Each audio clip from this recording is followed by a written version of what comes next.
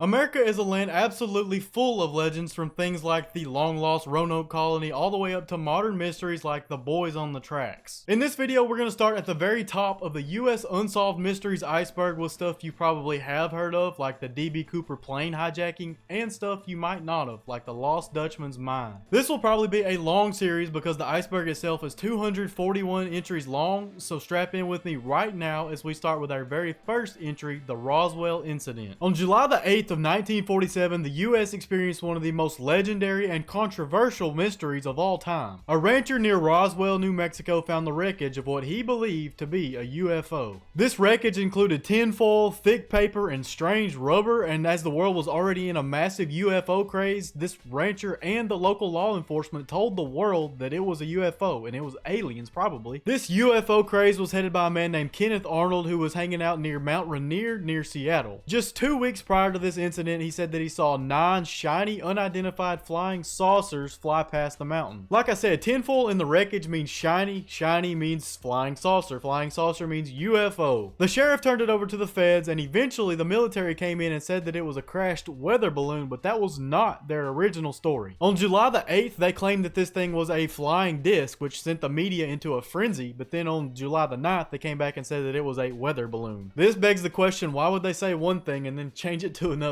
Well, this is when things get weird. Now, besides the strange technology that we're going to talk about here in a minute, military witnesses claim that they were silenced after what they saw in the wreckage. They said that they saw alien bodies, strange hieroglyphics, and a metal that could not be dented or burned. Pair this with the fact that Mac Brazel, who was the rancher that originally found the wreckage, did a later interview and said that this was not a weather balloon, it was a UFO, and we have ourselves a conspiracy theory. Now, as for that strange technology, the Air Force made a statement in the 90s saying that all this stuff was part of a spy balloon that crashed that was actually spying on the Soviet Union. This was in 1947, so it would have been in the early stages of the Cold War. As for those alien bodies, the Air Force claims that these were human-like test dummies that were dropped in the crash and appeared to resemble aliens for some reason. I don't know. That's basically everything that the government has said about the crash. They never addressed the strange metal or the hieroglyphics. So was the Roswell incident truly a military experiment gone wrong, or could it have been aliens? Even worse, could it have been the work of the Soviet Union trying to spy on us and the government was too ashamed to tell us that they were doing that?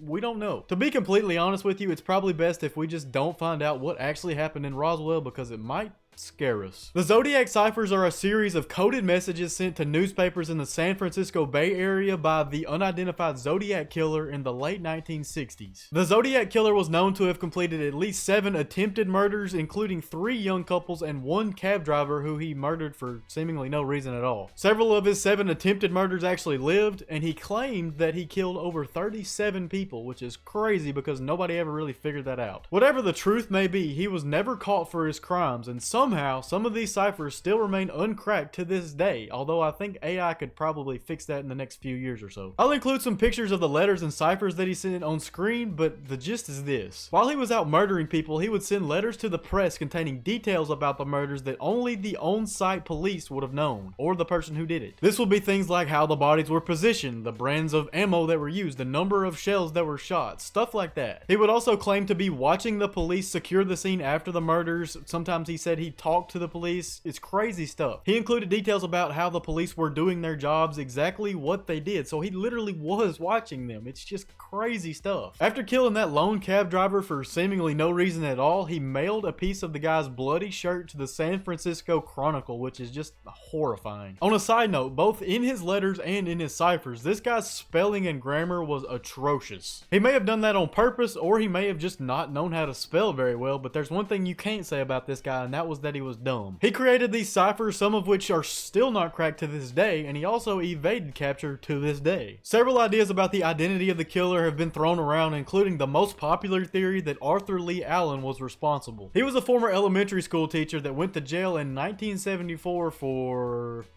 messing around with kids. And 1974 just so happened to be the same year of the last Zodiac Killer letter that was sent to the press. So basically, once he went to jail, no more letters were sent to the press. He was never convicted, but he was a teacher, so he had some wits about him. He could probably create a cipher, so in my mind, he's the most likely suspect. Then again, We'll probably never know. Just real quick, thank you guys for watching. It means more to me than you will ever know. If you're enjoying this video, hit that subscribe button. It helps me out a lot. And now, let's get back into it. The Black Dahlia is a case that's been covered by basically every single true crime YouTube channel and podcast ever, so you're probably familiar with it. I'm not going to spend that much time on it. The Black Dahlia was a 22-year-old woman found murdered and mutilated on the streets of Los Angeles, California on January the 15th of 1947. Her real name was Elizabeth Short, and she was an aspiring actress, so she moved from her home with her mother in Boston to California where her dad lived, but she eventually moved out and lived on her own. Elizabeth fell on hard times. Since her and her father couldn't get along, she basically had to couch surf with friends and boyfriends because she hadn't really made it yet in LA show business and didn't have any steady income. As a result, when the media found out about her murder and then her story, they exaggerated the claims of her promiscuousness and basically totally messed up the investigation for the cops forever. She was given the nickname the Black Dahlia in the media because she wore all black outfits and she had black hair, and the movie The Blue Dahlia had just come out, so it all basically just came together and made the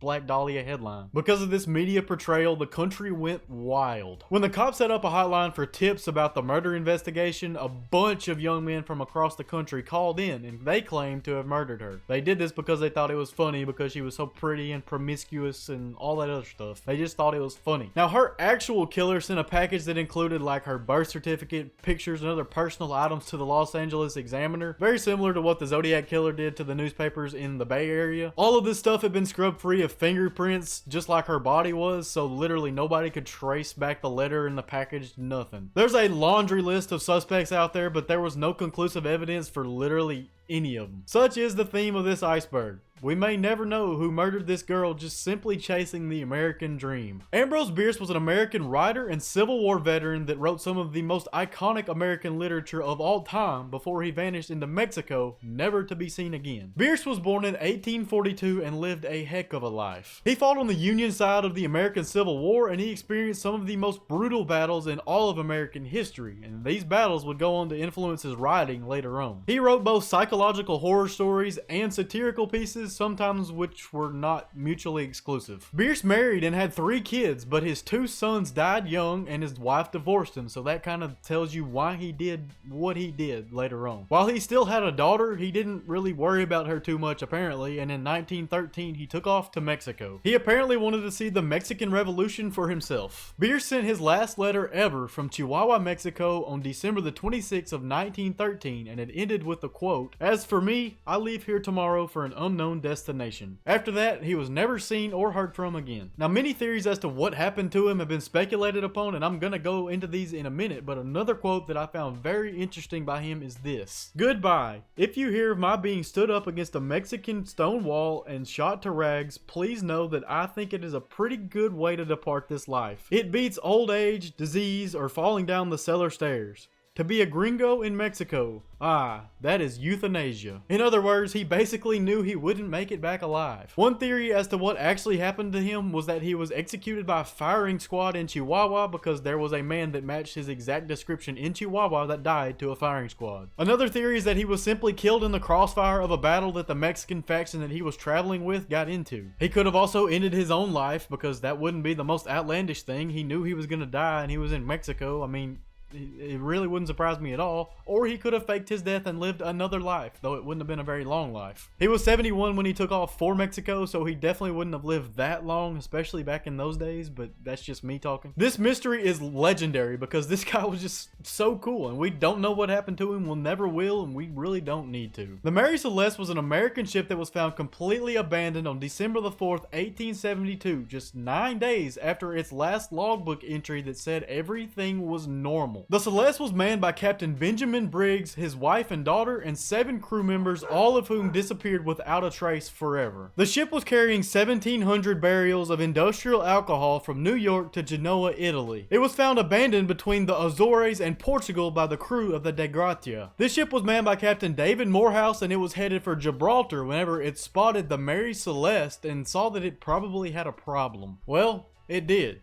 The entire ship was abandoned. No cargo or food was stolen. There was no blood or signs of violence, just nothing. There was an empty ship with a logbook that abruptly stopped 9 days ago for no apparent reason. Morehouse towed the boat to Gibraltar and they concluded that there was no wrongdoing, it was just an abandoned ship. And that's where the theories started hatching. First, since the cargo was pure alcohol and 9 barrels were completely empty whenever Morehouse boarded the ship, it's thought that there could have been a small leak or explosion that scared Captain Briggs enough to have him abandon the entire ship, all of his crew, everything, and they got lost at sea. There were obviously the normal theories like bad weather got to them and they just swept them overboard, or that Morehouse boarded the ship and like forced the entire crew overboard. He took the ship by force. But none of these ever panned out. There are even supernatural theories like sea monsters, alien abductions, and stuff like the Bermuda Triangle, but yet again, that's not realistic. The most plausible theory in my mind is that the leaking alcohol fumes or something got to Captain Briggs, he forced his whole crew to abandon ship, and they got lost at sea. Yet again, we'll probably never know what happened to the crew of the Mary Celeste, but it's one of the most legendary ghost ships ever, so it's pretty cool. The Roanoke Colony was the first English colony in America that thrived for about 3 years until all of its people vanished off the face of the earth forever. Originally founded in 1585 on an island off the coast of North Carolina, the original settlers of Roanoke had to pull out after just a year and return to England. In 1587, another group of settlers came from England and settled the area, and they stayed until 1590. In 1590, their resupply ship stopped back by, only to find that there was no trace of them anywhere, only a carving on a post that read Croatoan. Now, Croatoan was a nearby small island that also had a colonial population, so that's where everybody figures all these people went, but they didn't go check on them. The captain of the ship had family on Roanoke, so he wanted to find his family and resupply them because, you know, that's what he was there for. But there was a terrible storm that hit the next day, and he was never able to actually get from Roanoke to Croatoan.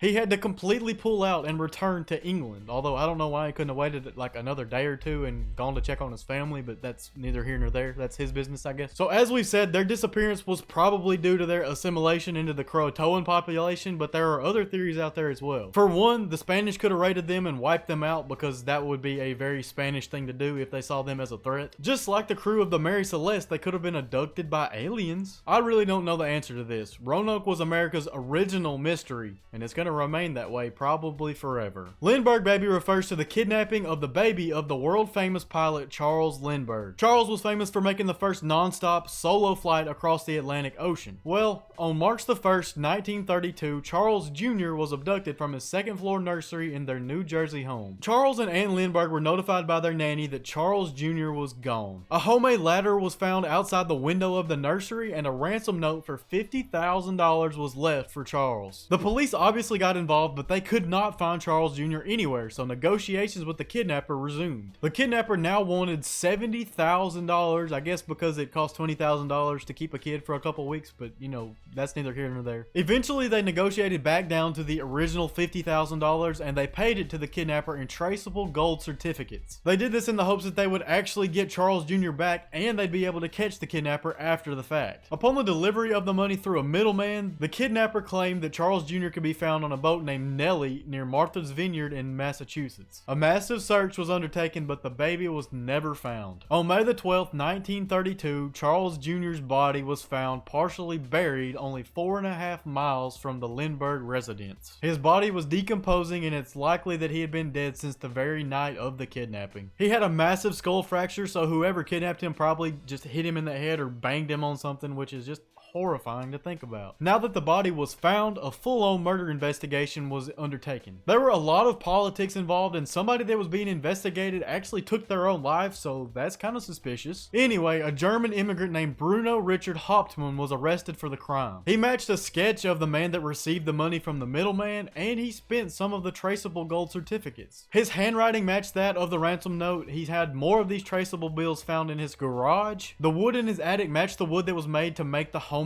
ladder that was used to kidnap Charles Jr. And he abruptly changed his career from a carpenter to a stock trader. That's very possible to do when you're given $50,000 in ransom money, eh? Well, this guy was convicted and electrocuted for the crime, but some people still think he was innocent. They think it was a perfect storm of circumstantial evidence, police tampering, and anti-German sentiment within America that led to this undeserved execution. I will say, this guy continuously pled not guilty and continuously appealed his case, and they executed him not even 2 years after the original crime, which is kind of crazy. He might have been innocent. We really don't know what actually happened to the Lindbergh baby. Amelia Earhart is next up on our iceberg. As you probably know, Amelia was the first woman to complete the transatlantic flight solo not even 5 years after Charles, who we just talked about, Charles Lindbergh, completed the very first flight ever across the Atlantic. Amelia had higher aspirations though. She wanted to fly around the entire world. In 1937, her and her navigator Fred Noonan embarked on such a flight. This was a 29,000-mile flight in total. They left from Miami, Florida on June the 1st of 1937 and had flown 22,000 miles of this trip by July the 2nd. They refueled in New Guinea and departed with the destination of Howland Island next, but they never made it there. The thing is, Howland Island is a tiny target, only 2.5 miles long, which is tiny. The U.S. Coast Guard ship Itasca was stationed in the area and were supposed to send a radio beacon signal to Amelia so she could actually hit the island, but they didn't do this in time. They also didn't use a radio direction finder that would have allowed them to tune into Amelia's frequencies easier. She was trying to contact them, but the signal was so bad without the RDF that nothing could get through. Radio silence followed. A 250,000 square mile search of the ocean for her happened, and still nothing. Amelia, Fred, and her plane were never seen again. Now, as to what actually happened, it's very likely that she just ran out of fuel and crashed the plane and sank into the bottom of the ocean. In hindsight, the search pattern for her and her ship was not the best. They did a lot of research on this and it was not very good. Now, there are many other theories as to what actually happened to her. Some think she could have landed on an uninhabited island and eventually gotten eaten by coconut crabs. Some think she landed in the Marshall Islands and was captured by the Japanese. And some people even think she was a US spy that faked her own death and went on to live a completely separate life after the fact. This one's basically just a conspiracy theory and has pretty much been disproven, but you know, it could happen, I guess. Truth be told, we'll probably never know what actually happened to her, but the whole spy thing would be the least painful for her, so maybe that was the thing. I hope it was. D.B. Cooper is the only unsolved airplane hijacking case in American history, and let me tell you, it's one of the coolest stories of all time. The day before Thanksgiving, November 24th, 1971, a man known as Dan Cooper boarded a plane from Portland, Oregon to Seattle. He wore a business suit and sunglasses, and all he carried onto the plane was a briefcase. Once the plane was in the air, he handed the flight attendant a note that said, "I have a bomb." As she reads it, he shows her the inside of his briefcase, which has a bunch of red sticks and wires in it that look like a bomb. He wrote her another note to give to the pilot demanding $200,000 and 4 parachutes. The airline and the FBI got involved, and as the plane landed in Seattle, he traded the plane's passengers for the money and the parachutes. He kept the pilot and several of the crew members aboard. He made sure that the grounds crew refueled the plane, and he made the pilot set a course for Mexico City. Somewhere between Seattle and Reno, Nevada, he jumped out of the plane with his money and his parachute, never to be seen again. The FBI promptly began a massive manhunt, but literally nothing was found until 9 years later. Along the banks of the Columbia River, a boy found $5,800 worth of $20 bills that matched the serial numbers of the stolen bills. Other than that, still nothing. The FBI investigated over 800 suspects, but never found the culprit. There are so many guys that could have been Dan or D.B. Cooper, so where did he end up? Well, a lot of people think he didn't even survive the parachute jump. I find this theory hard to believe because he carried out this entire crime so masterfully. I guess that's just me though. I really want to do an entire video dedicated to this case because it's just so awesome, so maybe that's something for you to look forward to. The Alaskan Triangle is a remote region in Alaska that stretches from Juneau to Anchorage to Barrow, in which over 20,000 people have disappeared since the 70s. It's often compared to the Bermuda Triangle because just like the Bermuda Triangle, people go into this area and they are never seen or heard from again. This obviously isn't helped by the fact that this region is so harsh that once these people do disappear, it's basically impossible to go search for them. One of the most concerning and conspiracy theory ridden disappearances was in 1972 when a couple of congressman's plane disappeared forever. The congressmen were U.S. House Majority Leader Hale Boggs and the Alaskan member of the House, Nick Begic. What's so interesting about this is that Hale Boggs was a member of the Warren Commission, which was tasked with investigating the assassination of JFK. Boggs disagreed with the committee's majority opinion that one single bullet was responsible for doing that to his head. Naturally, this placed him as a direct enemy of the CIA, which has been known for its generosity and kindness, right? Now, I'm not saying the CIA was directly responsible for his death because, like I said, literally over 22,000 people have disappeared in this area since the 70s, which is crazy. But I will say it's rather convenient. Anyway, aside from the harsh weather and terrain and all that good stuff, there's a lot of supernatural theories about this triangle because why wouldn't there be? One of these is the energy field theory that says that within this triangle there are very, very strong electromagnetic fields. These would mess with electronics, plane instruments, everything like that, even mess with the human mind if they're strong enough. There are several cases of people disappearing within the triangle only to be found later that have memory loss associated with their time in the triangle. There's also theories about native Alaskan spirits that lure people into this triangle for them to meet their end. And finally, we have my favorite theory and the most promising in my opinion: aliens. The Poe Toaster was a mysterious figure that visited the grave of Edgar Allan Poe every year on Poe's birthday for over 60 years. The man would show up early on the morning of January 19th every year, pour himself a cup of liquor, and drink it as a toast to Poe.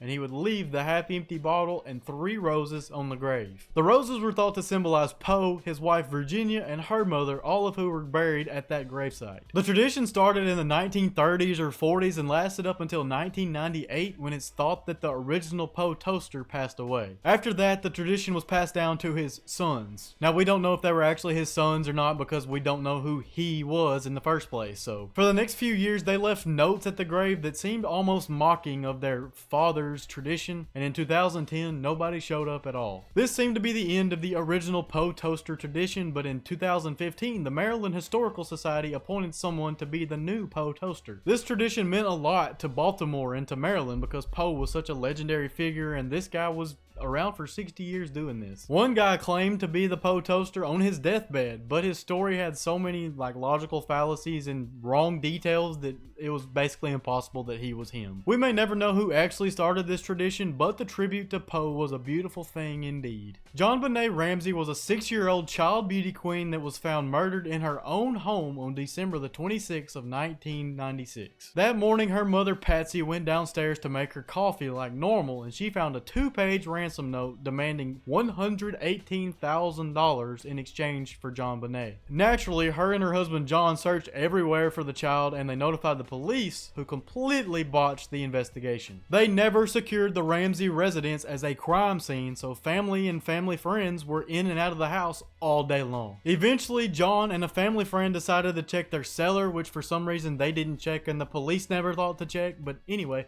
they found JonBenet's body, and it was bad. She was bludgeoned and murdered with a massive skull fracture, a cord wrapped around her neck, and just other horrible stuff. There was evidence that whoever did this had his way with her, which is just terrible. Because the police failed to secure the house as a crime scene, all traces of the man who was responsible were gone, except for the fingerprints and stuff he left on the child's body. The Ramseys themselves were actually the leading suspects in the investigation because no evidence of anybody else was found until much later, and she was found murdered in their home. Oh yeah, and remember that very random amount of $118,000 demanded for ransom? Well, $118,000 was the exact amount of John's bonus from his work that year, which is a huge bonus. I don't know what this guy was doing, but anyway. That tells me that it very well could have been someone that John either worked with or a friend that knew his bonus was $118,000 because that's very random. But it doesn't answer the question, why leave a ransom note if you're just gonna kill the kid and leave her in her own house anyway? This case is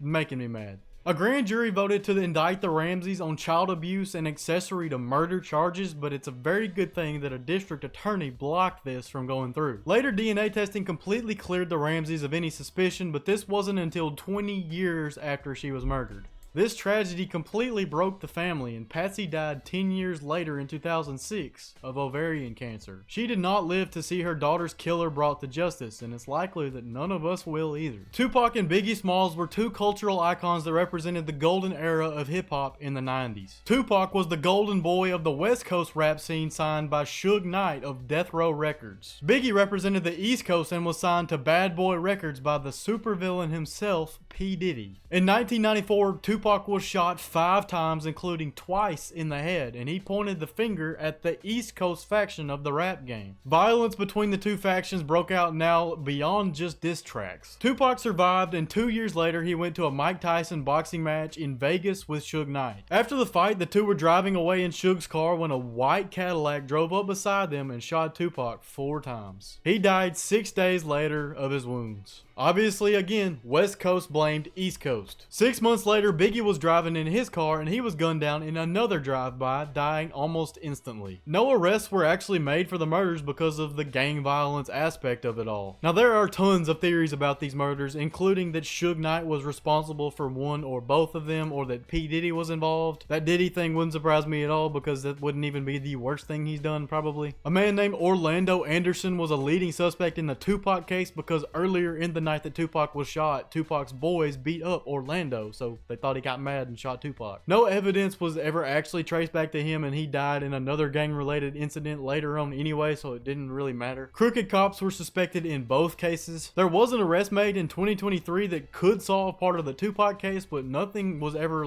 concrete about any of them. Biggie's case remains completely cold, and it's likely that both of these murders will be American unsolved mysteries for the foreseeable future. Oak Island is a small private island off the coast of Nova Scotia, Canada, that's famous for its buried treasure, booby traps, and other mysterious elements. It even has a 12-season TV show about the exploration of the island and two brothers' search for treasure on the island. So why is this island so interesting to the world? Well, all the way back in 1701, on his deathbed, a sailor under the privateer known as Captain Kidd claimed that there were over 2 million pounds buried on the island. In 1795, a boy named Daniel McGinnis found a very strange spot on the island under an oak tree, and he started digging. They found flagstones and buried oak platforms every 10 feet down, but they eventually gave up their search. Later on, more people dug down to find layers of charcoal, stone, and other stuff that just shouldn't have been there, including a booby trap at 90 feet deep that triggered seawater to flood the entire hole. Still more people dug down, and every time they thought they were getting close, they triggered more booby traps that flooded the hole. Several people were actually killed by these booby traps, so they're no laughing matter. It's even said that President FDR visited Oak Island and was fascinated for life. So is there actually treasure buried on this island somewhere? Well, we really don't know, but seeing as how there's been 12 seasons of non-stop treasure hunting on this island, you'd think they would have found it by now if it was there. They have found some stuff like ancient coins, Spanish jewelry, some Templar-like artifacts and stuff like that, so it's